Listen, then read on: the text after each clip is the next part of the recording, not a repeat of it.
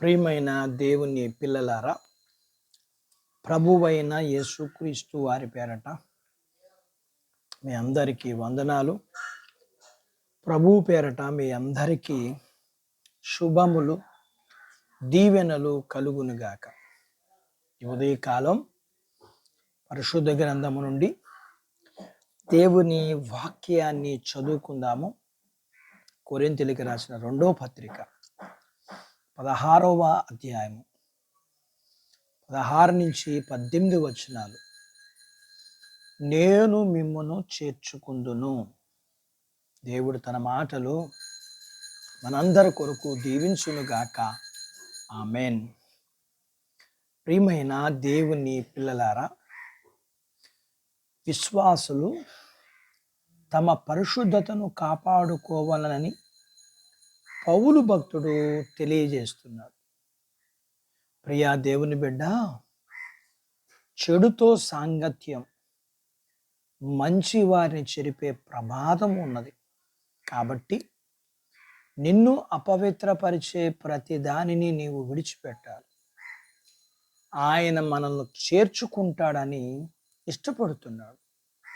అలాగే ఆయన మనల్ని చేర్చుకున్నటయే కాదు, ఆయన మనలో నివసించటానికి ఇష్టపడుచున్నాడు.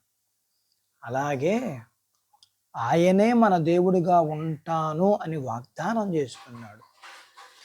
ఆయన మన దేవుడు అవ్వటం మూలంగా ఆయన ప్రజలముగా ఆయన మనల్ని చేసుకున్నాడు.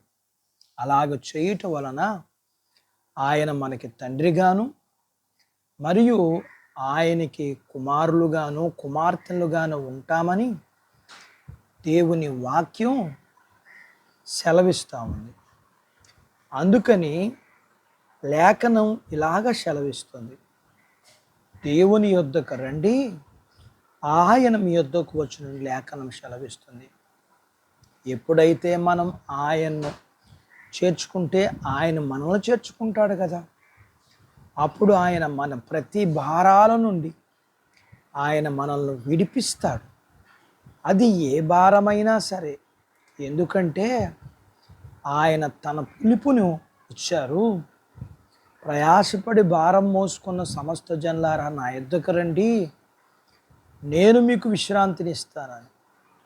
అలాగే ఆయనను మనము చేర్చుకొనడం ద్వారా మనల్ని ఆయన చేర్చుకున్నప్పుడు పాపము నుండి, పాతాళము నుండి, నిత్యనాశనము నుండి మనల్ని విడిపిస్తారు కదా.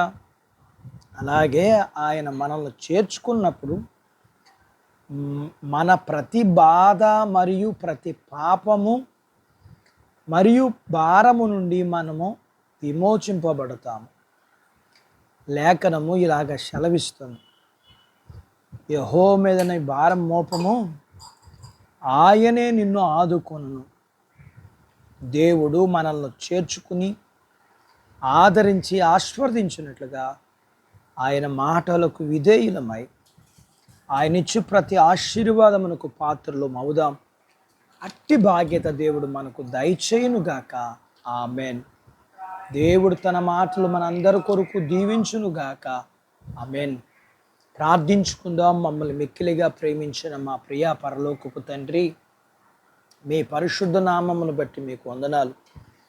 ఈ ఉదయకాలం మీ పాదాల దగ్గర మీరు మీ పిల్లలుగా మమ్మల్ని చేర్చుకొనడానికి ఇష్టపడే దేవుడుగా మేము కూడా మరి మా జీవితాల్లో ఉండబడిన సమస్యలన్నిటిలో మీరు మాకు ఏ విధంగా సహాయం చేస్తారో, మేమేం చేయాలో నేర్చుకున్న దాని ప్రకారం చేయుటకు కావలసిన మీ సహాయం మీరు మాకు ఇవ్వండి.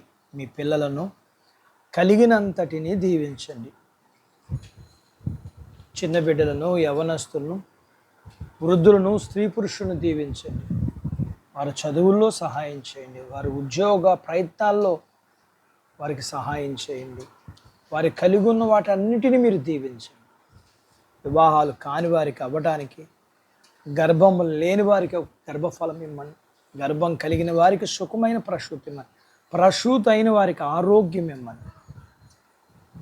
వీరికి కలిగినంతటిని మీరు దీవించి ఆశీర్వదించమని యేసు ప్రభు వారి పేరట స్తుతించి ప్రార్థించి అడిగినవన్నీ పొందుకుని ఉన్నాము తండ్రి. ఆమెన్.